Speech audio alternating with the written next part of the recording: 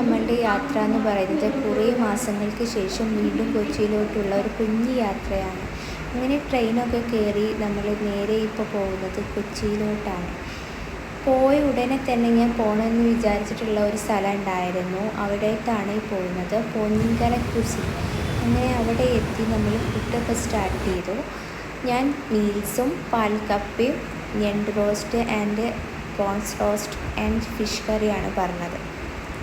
ആ ചോറും മീൻ curry and പുളിശ്ശേരിയും പിന്നെ ചമ്മന്തിയും ഇതന്നെ മതിയായിരുന്നു. അത്രയ്ക്ക് ടേസ്റ്റായിരുന്നു. പിന്നെ പാൽക്കപ്പയോ ഫിഷ് കറി അതും കഴിച്ച് കഴിഞ്ഞ് ഒരു പായസം കഴിച്ച് നമ്മൾ അവിടെ നിന്ന് ഇറങ്ങി.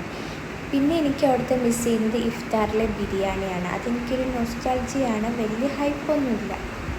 അങ്ങനെ അത് കഴിഞ്ഞിട്ട് നമ്മൾ ഈവനിങ് പോയത് പനമ്പള്ളിയിലോട്ടാണ്. എനിക്ക് കൊച്ചി എത്തിയ എപ്പോഴും ഞാൻ മിസ് ചെയ്യുന്നത് എന്താണെന്ന് വെച്ചാൽ അത് പനമ്പള്ളി നഗരമായിരിക്കും. പനമ്പള്ളിയിലെ മോമോസും ബബിൾ ടീയാണ്.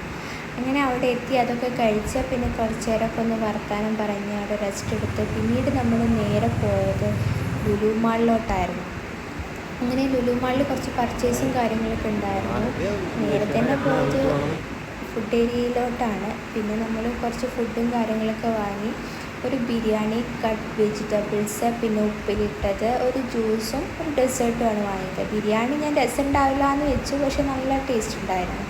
അങ്ങനെ ഇതെല്ലാം കഴിച്ച് പിന്നെ ഒരു ഡെസേർട്ടും കഴിച്ച് അന്നത്തെ ഡേ ഫിനിഷ് ചെയ്ത് പിന്നെ നമ്മൾ രാവിലെ തന്നെ പുറപ്പെട്ടു വീട്ടിലോട്ട്.